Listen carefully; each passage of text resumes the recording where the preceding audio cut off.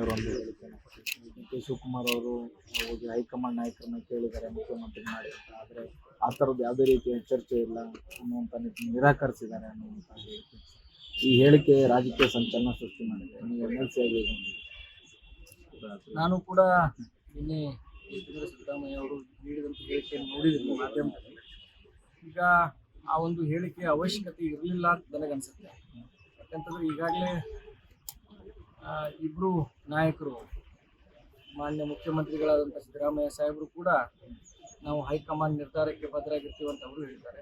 ಅದೇ ರೀತಿ ಮಾನ್ಯ ಉಪಮುಖ್ಯಮಂತ್ರಿಗಳು ಕೂಡ ಹೈಕಮಾಂಡ್ ನಿರ್ಧಾರಕ್ಕೆ ನಾವು ಬದ್ಧರಾಗಿರ್ತೀವಿ ಅಂತ. ಅದ್ರ ಜೊತೆ ಎಲ್ಲ ನಮ್ಮ ಕರ್ನಾಟಕ ಕಾಂಗ್ರೆಸ್ ಪಕ್ಷದ ಎಲ್ಲ ಪ್ರಮುಖ ಮುಖಂಡರು ಹೈಕಮಾಂಡ್ ಯಾವ ನಿರ್ಧಾರ ತೆಗೆದುಕೊಳ್ಳುತ್ತೇವೆ ಮುಖ್ಯಮಂತ್ರಿ ವಿಚಾರದಲ್ಲಿ ನಾವು ಅದಕ್ಕೆ ಬದ್ಧರಾಗಿರ್ತೀವಿ ಅಂತ ಹೇಳಿಕೆ ಕೊಟ್ಟಾಗ ಯತೀಂದ್ರ ಸಿದ್ದರಾಮಯ್ಯ ಅವರು ನಿನ್ನೆ ಆ ಒಂದು ಹೇಳಿಕೆಯನ್ನು ಯಾವ ಒಂದು ಅದರ ಅವಶ್ಯಕತೆ ಇರಲಿಲ್ಲ ಅಂತ ನನಗನ್ಸುತ್ತೆ.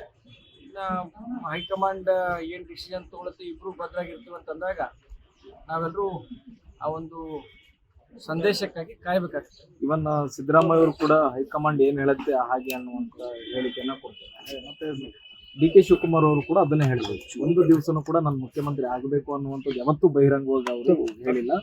ಮತ್ತೆ ಸಿದ್ದರಾಮಯ್ಯ ಅವರು ಕೂಡ ಈ ರೀತಿ ಯಾವುದೇ ಬಹಿರಂಗ ಹೇಳಿಕೆ ನೀಡಿಲ್ಲ. ಆದರೆ ಯತೀಂದ್ರ ಸಿದ್ದರಾಮಯ್ಯ ಅವರು ಕೊಟ್ಟಿರ್ತಕ್ಕಂಥದ್ದು ಬಹಿರಂಗವಾಗಿ, ಅಂದ್ರೆ ಡೆಲ್ಲಿಗೆ ಹೋಗಿ ಕೇಳಿದ್ದಾರೆ, ಅವ್ರಿಗೆ ಕೊಟ್ಟಿಲ್ಲ, ಅವರಿಗೆ ಅವಕಾಶ ಸಿಗಲ್ಲ ಅನ್ನೋದು. ಮಾನ್ಯ ಡಿ ಕೆ ಶಿವಕುಮಾರ್ ಅವ್ರ ಬಗ್ಗೆ ಹೇಳ್ಬೇಕಂತಂದ್ರೆ ಅವರು ಯಾವತ್ತೂ ಕೂಡ ಪಕ್ಷದ ಒಂದು ನಿಷ್ಠಾವಂತ ಕಾರ್ಯಕರ್ತರಾಗಿ ಕೆಲಸ ಮಾಡ್ತಾರೆ. ಪಕ್ಷದ ಅಧ್ಯಕ್ಷರು ಕೂಡ ಯಾವತ್ತೂ ಕೂಡ ಪಕ್ಷ ದೊಡ್ಡದು, ಪಕ್ಷದ ಕೆಳಗಡೆ ನಾವು ಪಕ್ಷಕ್ಕಾಗಿ ಯಾವುದೇ ಮಾಡ್ಲಿಕ್ಕೆ ಅವ್ರು ಸದಾ ಸಿದ್ಧರಿದ್ದಾರೆ. ಅವ್ರು ಎಲ್ಲೂ ಹೇಳ್ಕೊಂಡಿಲ್ಲ ನಾವು ಮುಖ್ಯಮಂತ್ರಿ ಆಗ್ಬೇಕಂತ ಅವ್ರು ಎಲ್ಲೂ ಹೇಳ್ಕೊಂಡಿಲ್ಲ. ಹೈಕಮಾಂಡ್ ಅವರು ಆ ಜವಾಬ್ದಾರಿಯನ್ನು ಕೊಟ್ರೆ ನಾವು ಆಗ್ತೀವಿ ಅಂತ ಹೇಳಿದಾರೆ ಹೊರತಾಗಿ ನನಗೆ ಮುಖ್ಯಮಂತ್ರಿ ಮಾಡಿ ನಾನು ಮುಖ್ಯಮಂತ್ರಿ ಆಗ್ಬೇಕಂತ ಎಲ್ಲೂ ಹೇಳಿಲ್ಲ. ಸೊ ಒಂದು ಆ ನಿಟ್ಟಿನಲ್ಲಿ ಇವತ್ತು ಕೂಡ ಹೈಕಮಾಂಡ್ ಅವರು ತ್ಯಾಗ ಮಾಡ್ಬೇಕಂತಂದ್ರೆ ಹೈಕಮಾಂಡ್ ಇರ್ಬೋದು, ಗಾಂಧಿ ಫ್ಯಾಮಿಲಿಗೆ ಇರ್ಬೋದು, ಕಾಂಗ್ರೆಸ್ ಪಕ್ಷಕ್ಕೆ ಇರ್ಬೋದು, ಯಾವತ್ತೂ ಕೂಡ ನಿಯತ್ನಿಂದ ನಿಷ್ಠಾವಂತರಾಗಿ ಕೆಲಸ ಮಾಡ್ಕೊಂಡು ಬಂದಿದ್ದಾರೆ. ಇದು ಅವ್ರ ಬಯಕೆ ಅಲ್ಲ, ಇಡೀ ಕರ್ನಾಟಕ ರಾಜ್ಯದಲ್ಲಿರುವಂಥ ಜನರ ಬಯಕೆ ಇದೆ. ಅದಕ್ಕಾಗಿ ಹೈಕಮಾಂಡ್ ಅವ್ರು ಏನು ನಿರ್ಧಾರ ತೆಗೆದುಕೊಳ್ತಾರೆ ಅದಕ್ಕೆ ನಾವು ಬದ್ಧರಾಗಿರ್ತೀವಿ. ನಾವು ಅವ್ರಿಗೆ ಒಂದು ಅವಕಾಶ ಸಿಗ್ಲಿ ಅಂತ ಆಸೆ ಪಡ್ತೀವಿ. CLP ಸಭೆ ಮಾಡಿದಂಥ ಸಂದರ್ಭದಲ್ಲಿ 2.5 ವರ್ಷಕ್ಕಾಗಿ ನಾವು CM ಆಯ್ಕೆ ಮಾಡಿಲ್ಲ. ಅವ್ರು ಏನು ಹೇಳಿದ್ದಾರೆ ನನಗೆ ಗೊತ್ತಿಲ್ಲ. CLPಯಲ್ಲಿ ಸಿದ್ದರಾಮಯ್ಯ ಸಾಹೇಬ್ರನ್ನ CLP ನಾಯಕರಾಗಿ ಆಯ್ಕೆ ಮಾಡಿದ ಮೇಲೆ ಅವರು CM ಆಗಿದ್ದಾರೆ. ಮುಂದೆ ಏನು ಹೈಕಮಾಂಡ್ ಹೇಳುತ್ತೆ, CLP ಸಭೆ ಕರೆದಾಗ ಅಲ್ಲೇನಾದರೂ ಚೇಂಜಸ್ ಆದರೆ ಅದ್ರ ಪ್ರಕಾರ ಇಬ್ಬರು ನಾಯಕರು ಒಪ್ತೀನಿ ಅಂತ ಹೇಳಿದ್ದಾರೆ.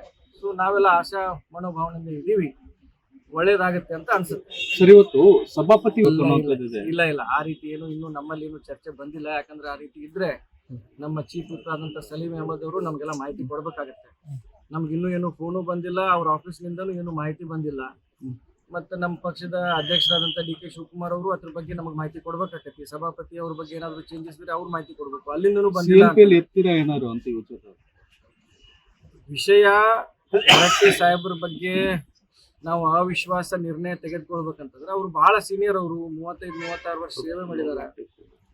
ಮತ್ತೆ ಸದನದ ಒಳಗಡೆ BJP ಕಾಂಗ್ರೆಸ್ ಅಂತ ಬರೋದನ್ನೇ ಇಲ್ಲ, ಅವ್ರು ಎಲ್ಲರಿಗೂ ಸಭಾಪತಿ. ನಮ್ದು 4 ವರ್ಷದ ನಮ್ಮ ಎಕ್ಸ್ಪೀರಿಯನ್ಸ್ನೊಳಗೆ ಹೊರಟ್ಟಿ ಸಾಹೇಬರು ಎಲ್ಲರನ್ನೂ ಸಮವಾಗಿ ನೋಡಿದ್ದಾರೆ, ಎಲ್ಲರಿಗೂ ಸಮ ಅವಕಾಶ ಕೊಟ್ಟಿದ್ದಾರೆ. ಸೊ ಆ ಸಂದರ್ಭ ಉದ್ಭವಿಸುವುದಿಲ್ಲ ಅಂತ ನನ್ನ ಬಯಕೆ ಇದೆ. ಮತ್ತೆ ನನಗೆ ಆ ರೀತಿಯೂ ಕಾಣಿಸ್ತಾ ಇಲ್ಲ. ನಿಮ್ಮದೇ MLC ಅಂತ ನಾಗರಾಜ್ ಅವರು ಹೇಳ್ತಾರೆ, ಅಕ್ರಮ ಎಸಗಿದ್ದಾರೆ ಸಭಾಪತಿ ಅವರು, ನೇರ ನೇಮಕಾತಿಯಲ್ಲಿ ಮಾಡೋ ಹಾಗಿರ್ಲಿಲ್ಲ, ಅಕ್ರಮ ಮಾಡಿದರೆ ಹಣ ತೆಗೆದುಕೊಂಡಿದ್ದಾರೆ ಅನ್ನೋ ಆರೋಪಗಳನ್ನ ಮಾಡಬಹುದು. ನಾಗರಾಜ್ ಅವರು ಸಾಕಷ್ಟು ಅವರು ಎಲ್ಲ ಏನೋ ತಿಳ್ಕೊಂಡು ಮಾತಾಡಿರ್ಬೋದು, ಅವರು ವೈಯಕ್ತಿಕ ಹೇಳಿಕೆ. ಬಟ್ ನನಗೆ ಆ ರೀತಿ ಇವತ್ತಿನ CLP ಮೀಟಿಂಗ್ ಅಲ್ಲಿ ಹೊರಟ್ಟಿ ಅವರ ಬದಲಾವಣೆ ಬಗ್ಗೆ ಧ್ವನಿ ಹೇಳುತ್ತೆ ಅಂತ ನನಗೆ ಅನ್ಸೋದಿಲ್ಲ.